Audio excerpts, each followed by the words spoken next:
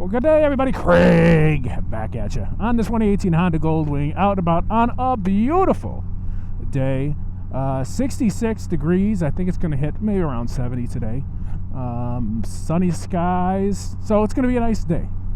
So I wanted to do my 10,000 mile review of my Honda Goldwing. Why? Because every other YouTuber does it, so why not? Actually, this is not even a 10,000 mile review. I only have 9,645 miles on my Goldwing. So this is the 9,645 mile an hour review. 9,645 mile review of my Honda Goldwing. So let me start by saying this. Let's cut to the chase. Great bike, buy the bike. If you have any doubts or apprehensions about the 2018 and up Honda Goldwing, don't. It's a phenomenal bike. It is a great bike. Just buy the bike. I can say that there's this truck here. Make sure I'm paying attention. I can say out of the 9,646 now miles that I've driven this bike, it has been trouble-free. Knock on plastic. It has been a trouble-free ride. No issues whatsoever. Even did my own oil change on it and DCT filter change on it. So, again, no issues whatsoever on this bike. But the one thing I will say is that when you're going to see a lot of glowing reviews, and the bike does deserve it. So I don't want to spend a lot of time on all the positives. I mean, it's, again, great riding bike, great touring bike. If I had it to do all over again, yes, I would do it. I sort of reminds me of Ray Maple. So for those of you, I'm sure if you're into the Goldwing content, you have heard of Ray Maple. He is a Goldwing rider out of Buffalo, New York. If you haven't, please check out his channel, Ray Maple, or Raymond Maple it might be. But he has a really nice Goldwing, couple Can-Am trailers, and everything is just like customized out. Just, in my opinion, since I'm from Buffalo, he has the best Goldwing in this area. So check out his channel and see his customizations. But one of the things Ray always says is he says that, you know, he has his bike just the way he likes it, just the way he wants it, that he would never sell his bike, that the only way that, you know, he would get another one is if he crashed it. Or if he got older, maybe he would trike his bike, but he would never get another Goldwing other than the one he has. I sort of feel the same way with this bike. Now, saying that, you know, somewhere down the road, maybe I will, but I just like the bike. I like this bike. It's set up the way that I want it. I don't foresee myself trading this bike in, or for a new Goldwing, unless, you know, God forbid something happened and I, you know, crash the bike or something like that. But I just like the way it is. So, short story, 9,648 mile review right now. Get the bike. All right, so in saying that, there's always things you don't like. Let me go over like 5 things. I think there's 5 things that I don't like about this Goldwing that I wish Honda would change, or maybe make a change to it. In no particular order. It's not in order, priority. It's just 5 things. First thing I will say is I do like the fact that they have Apple CarPlay. As you can see on my display up here, I've got I got my iPhone plugged in. I've got Waze, and I've got, you know, an audio book up and all that other stuff. So I like Apple CarPlay because I can use Waze, I can see it on my screen, I can use Google Maps, I can see it on my screen. I like it.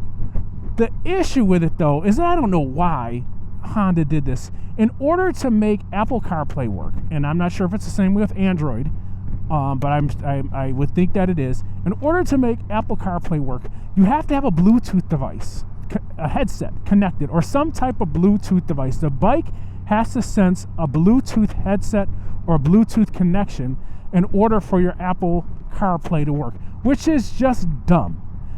When I plug my iPhone into the cord, onto the phone, it should just start up Apple CarPlay, and I can use my speakers. I should not have to have any type of headset, Bluetooth connection to the bike in order for Apple CarPlay to work. It makes no sense whatsoever.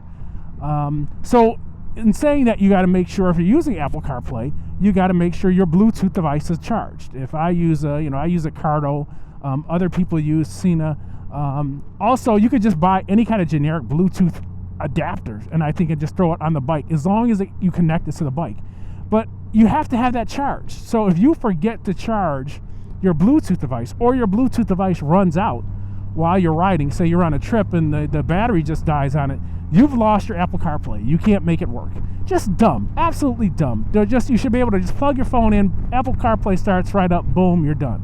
So I don't know why they did that. I don't like it. It's just stupid in my opinion. All right, second thing that I don't like. I don't like the speakers on this bike. And for those of you saying, well, who cares about speakers? You're riding to listen to the wind and think about your own thoughts in your head. Okay, I get that. But if I buy a touring bike that has a speaker system, the speaker system should be good.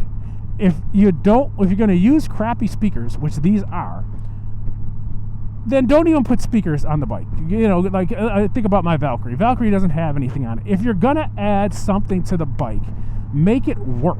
Make it good. These speakers are horrible. I think part of the reason is they're so small. The front speakers, I think, are 4-inch speakers. And I understand when they made the bike smaller, now you've got, well, I shouldn't even say that. You could probably use bigger speakers than what they've used. These are just horrible, crappy speakers. It's a tinny sound. It reminds me of the old AM radio that you used to listen to music to, when you were younger, if you're as old as me. It's just horrible. It's just absolutely horrible. I do use the Bluetooth speakers in my helmet, but on occasion I do like to, use the bike speakers.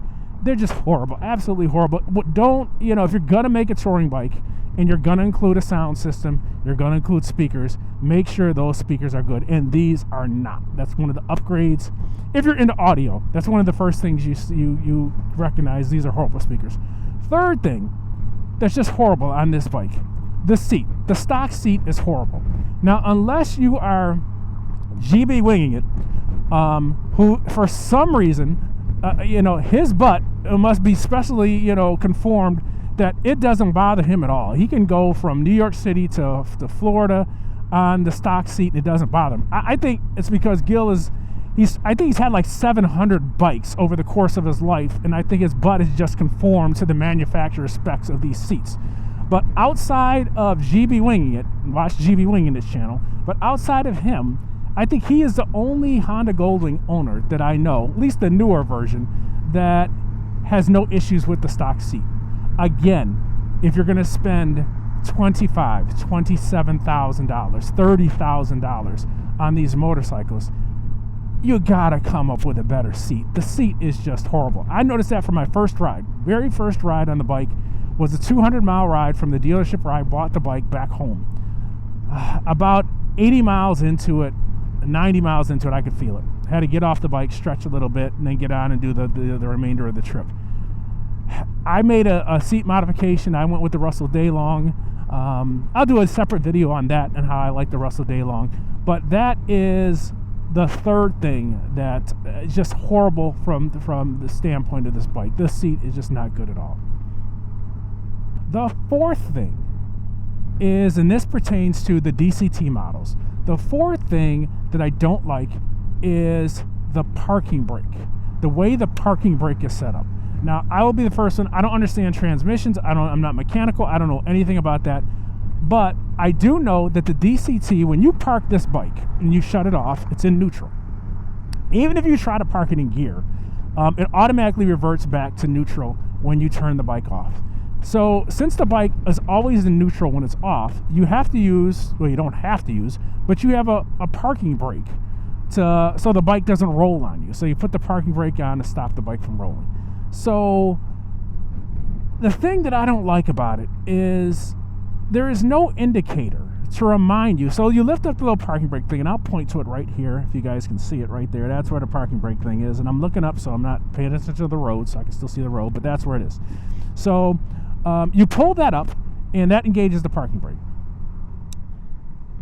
But there is nothing on the display, like on a car, that lets you know that the parking brake is engaged. So when you get ready to leave, and I know this has happened to me a couple times, I think it's probably happened to most DCT owners that have used the parking brake. You forget the parking brake is on, and you go to hit the accelerator or you go to move, and you almost tip over because the brake's still engaged. They need to put something on the dash, like that indicates that the parking brake's on. Maybe like a flashing P or something like that to remind you. Even better yet, and I don't know if they can do this because I am not mechanically inclined. How about this? If you engage, is there a way if you engage the parking brake and the parking brake is on that you can't put the bike in gear? That would remind you, okay, I'm getting ready to go somewhere. I go to put the bike in gear, and I can't because the parking brake is on. And it gives me a little flashing indicator. Same way like it does, like what the bike will do is if your trunk is open, it'll give you a little flashing sign that your trunk is open. If your saddlebag is open, it gives you a little flashing sign that your saddlebag is open. If your kickstand is down, it gives you a little indicator that your kickstand is down. Why can't there be a little indicator that your parking brake is on and that it won't even allow you to put the bike in gear until you disengage the parking brake? I don't know. Maybe you can do it. Maybe you can't do it. It's just a pain in the butt, and you really got to pay attention to it. I know there's some Goldwing owners, like, they'll tie like little bows around the parking brake when they engage it to remind themselves that, oh yeah, the parking brake's on. I gotta turn it off before I try to move the bike. So that's the fourth thing. Okay, so I made it to my destination, which is Home Depot for the day. So the very last thing, the number 5 thing that I noticed was kind of just useless on this bike is the automatic turn signal cancellation. So this bike is equipped with it, but it works horrible. It's just, I had it on when I first bought the bike, and you make a slight just turn of the handlebars, and then you come back and it disengages. So it's not even like you have to do a full turn. I guess the best way is, I'm going to use a whole lot of words. Let me make it simple. It cancels the turn signal before you even done the turn. You haven't even made the complete turn, and your turn signal is off. So I just found it easier, old-fashioned way. Hit the turn signal. When I'm done making the turn, I turn the turn signal off.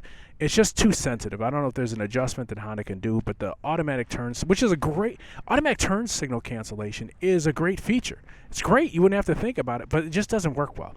So anyway, those are my 5 things. 5 things that I don't particularly care about the bike.